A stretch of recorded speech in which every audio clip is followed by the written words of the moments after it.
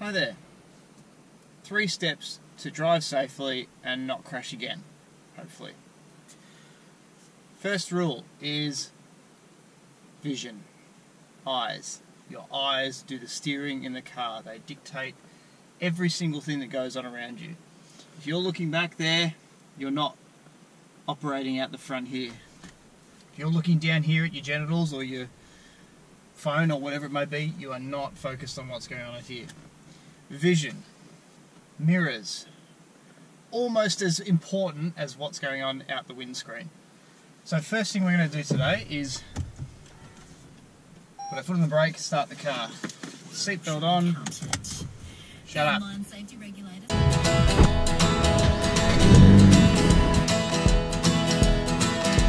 Don't twist the belt. Continuity error. Insert child. You got to change an nappy or whatever it may be. That's handy. I genuinely didn't think that was going to happen with space for family. What day is it?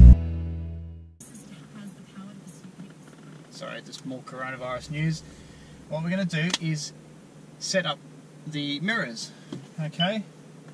Right hand side. Fold the mirrors out so that you cannot see the side of the car in the inside of your mirror. The back of the car is not going to go anywhere. The rear doors are not going to swing out and open in front of you or attack you from the side. Enough. Enough of this, I need to see down the side of my car. It's not for parking, it's purely because you have been taught to drive with your mirrors incorrectly positioned. It's an institution that needs to stop. So, you need to see into the blind spot, which is behind the B-pillar here, right? Big B-pillar, that protects you in a crash, but it does block your vision, which is why we have the B-pillar, which is why we have the wing mirror. Your wing mirror now looks directly into the space that you can't see beyond your peripheral vision here, right? You've done the trick as a kid, you bring your hands in until you can see. That's where your peripheral vision starts, right? You can't see what's behind there. You can't see what's behind there driving forward. So, a simple glance and you can see into your blind spots. Vision. When you are looking, you are not looking at the lights and the bumper and the badge and the rego plate on the car in front of you. You are not looking at the car in your front 3/4. You're not looking at what's going on over here. You are looking as far down the road as you can possibly see. Because you need to understand and read and intercept as much information as possible that's coming towards you or that's happening up ahead that you're approaching. Your peripheral vision will pick up everything else. You will notice the car coming up beside you or the car pulling out of the side street. Your peripheral vision will work and see that. You need to start focusing on what's happening up ahead. Is the light already changing and you're trying to overtake people? You're trying to change lanes. Is there roadworks going on up ahead? Is there a car accident? Are there lights? Are there lights and sirens going on? Find that information out as early as possible and do something now to respond to that. So vision also applies to your seating position. Your legs should be bent with your foot hard against the pedal, on the brake pedal, but your knee bent because it is your body's natural shock absorber. It's the dampening function that your leg provides so that you also push the brake as hard as you possibly can to use the brakes as effectively as they possibly can be, and it pins you back in your seat. Your head and your whole body and your shoulders are pinned. You then obviously use your arms and your shoulders to brace yourself as well, but the muscles in your leg are so much stronger than the muscles in your arm. You've got strong bones, you've got hips. The hip is your pivot point on your body. You need to push that into the seat if you are in an emergency situation. Okay? Vision, rear view mirror. That's the bit we use to see behind us. Obviously, I don't need to tell you how to suck eggs. Make sure that it is actually adjusted correctly. Don't have the don't have it flicked forward so that for seeing at night, unless of course it is at night. use your wing mirrors in conjunction with your rear view mirror. Something leaves your rear view mirror on the left hand side, it will come into your peripheral vision, it will come into your left door mirror, and then as it leaves your door mirror, it will come into your peripheral vision. Same thing on the right hand side. It leaves the rear view mirror on the right hand side, it enters your door mirror on the right hand side, and it enters your peripheral vision on the right hand side. 1, 2, 3 before it goes in front of you. Okay? When you are seeing as much as possible on the road, you can prepare and plan, and you know what's coming up ahead. There is no excuse for saying, oh, he jumped out in front of me. Doesn't fly. It is your responsibility as a driver to guarantee your safety and the safety of others. A green light does not mean go. It does not mean proceed or go forward or move or accelerate. A green light means proceed if safe to do so. You do not simply just drive into an intersection if it is not safe. Just because that person has run the red light or something is going on or there's a jackrabbit bouncing in front of you, that does not mean you can proceed. It is your responsibility to mitigate accidents on the road. So, if you do not see what's coming, that's your fault for not making sure that you can see it, right? It's not a car accident, it's a crash. A number of factors have caused that situation to happen. It's basic fact. So, I can see the car coming ahead of me, but I haven't looked on my left. If I just pull out, for example, that's not the other person's fault, that's my fault. If I go too soon or too late, that's my fault for not checking to make sure it was safe to turn or pull out or make a move of some kind. Okay, so number one, we've covered vision. Make sure you can see everything, look up the road as far as possible, plan, okay? Number two is plan. Plan, plan, plan, prepare. Think ahead of what you're going to do. I need to be in the right-hand lane because I'm turning onto the freeway. The freeway has two lanes in the on-ramp which merge into one, which then quickly merges onto the left-hand lane of the freeway.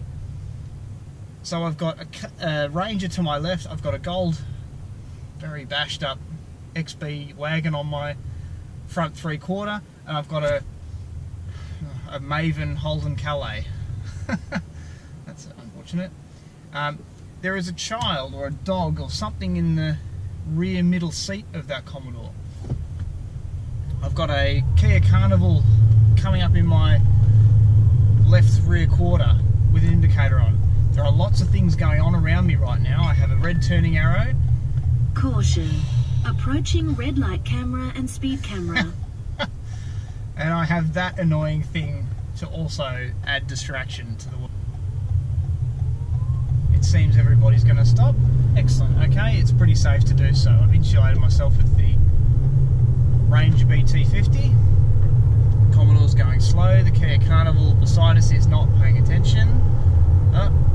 And with his kids on board has decided to plant his foot and overtake. And the moron in the P-plated Subaru Impreza behind us has also not paid attention. Neither has the lady in the Silver i30. So she's had to take evasive action. Now the only person that's done the right thing there is the Commodore driver and me.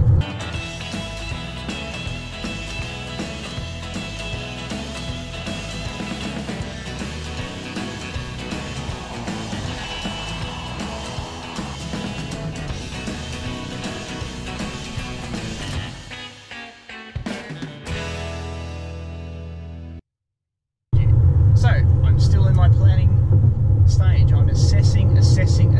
I am not sitting back behind the wheel with one hand on the top going,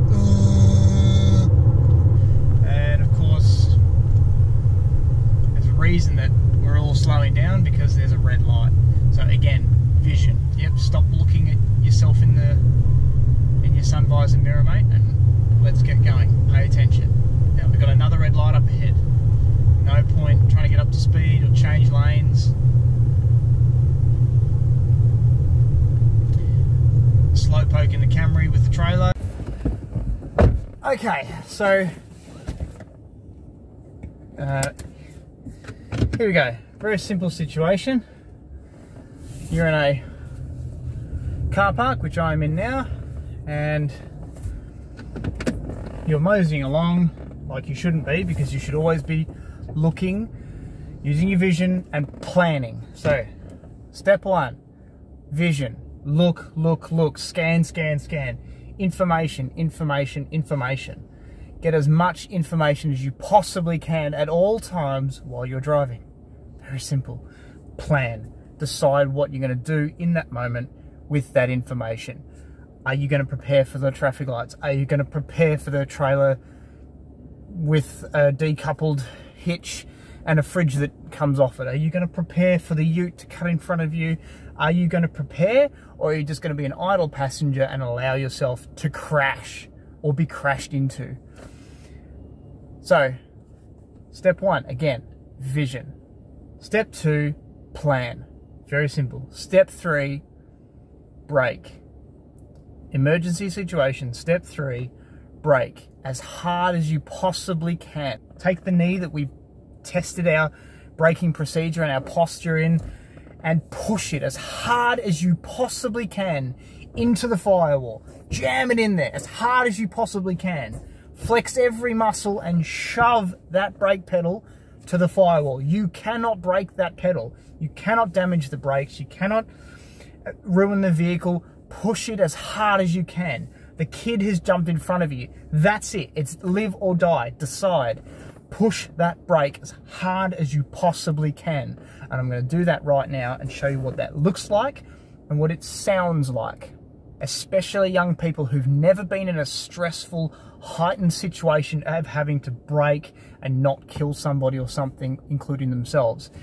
The sound that a vehicle makes can be terrifying if you've never done it before. So I'm going to let you listen right now to what it sounds like to hit the brakes in an emergency situation. I'm going to get up to 40 k's an hour, and then I'll do it at 50, and then I'll do it at 60. Okay, are we ready? Here we go. I'm not expecting it, and we're going to brake. You hear that? It pulsates the pedal, and what is that sound, you ask? It is the ABS function in the brakes. We invented them a very long time ago, and basically that is the pad of the brake clamping up and down, up and down, up and down, thousands of times a second to give you the maximum amount of friction on the brake, but not locked, so that you can still steer in that braking situation. Okay? It's designed to stop the brakes from locking, to give you total control, but you have to keep your brake pushed as hard as you possibly can. If that little boy or little girl or your dog or something runs in front of you, or you see that truck having an accident, hit that brake pedal as hard as you possibly can, like it's life or death, because it is. Okay, we're going to do it 2 more times. I think I've got it on the GoPro. So, go back a little bit further. Don't worry, that wasn't a person or a thing. It was just a drain. Okay. Now, I should also tell you, I am doing this in a very quiet back car park. There is nobody here. There's no one around. There's not even any birds. There's a Coke can over there. That's about it. Okay? So, here we go. 50 kilometers an hour. Emergency stop. Okay, let's go. Get up to speed. 50. Go. Same thing. Same sound. Slightly more speed. Takes a little bit further to stop. A few meters, a few more kilometers an hour, takes that little bit further to stop. So you have to prepare for that. This is why people say to you, keep your distance. This is why I say, keep your distance. Keep as much distance to the vehicle or the thing or the child or the animal, whatever it is in front of you, because every single meter that you allow for is a meter that you don't have to brake for when something goes horribly wrong.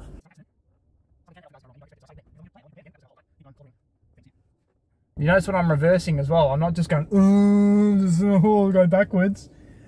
I'm constantly scanning, constantly. Okay, last one, 60 k's an hour. At 60 kilometers an hour, you'll cover 33 meters every second. 33 meters. So you think about it, if you're traveling at 60 k's an hour and you're a couple of meters from the vehicle in front of you, off that back bumper, and you're going, hurry up, like a moron, if that car has to stop, how much braking distance have you got? I guarantee you've not got 33 meters to play with. Think about that.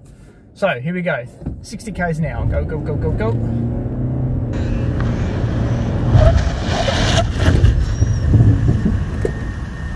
Now, at 50 k's an hour, I stopped before my GoPro hat.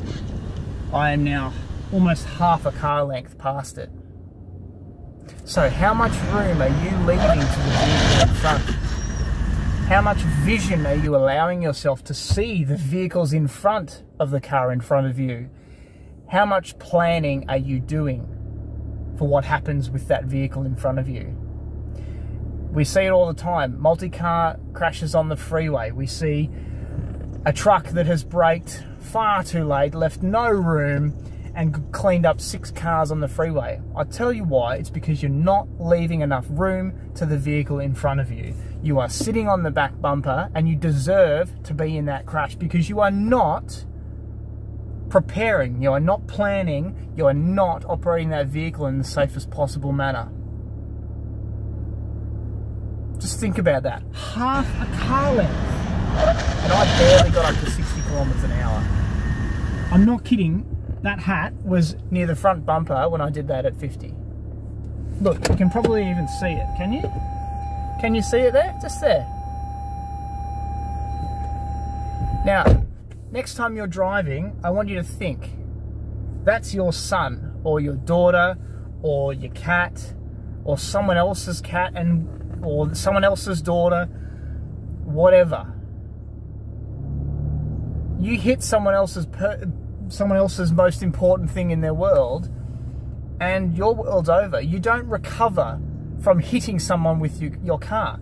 Driving is a risk mitigation exercise. Every second you spend behind the wheel operating 1.6, 1.7, 2.5 tons, 3 tons of mobile, high energy motion vehicle, you are potentially about to kill somebody, and you need to make sure that you are doing everything in your power to make sure you don't run over my son. You have a responsibility to make sure that you don't proceed unless it is safe to do so. I'm Scott Murray, and I hope that you've learnt a very valuable lesson today. Thanks for watching. I'll see you next time. Be safe. Oh, shit.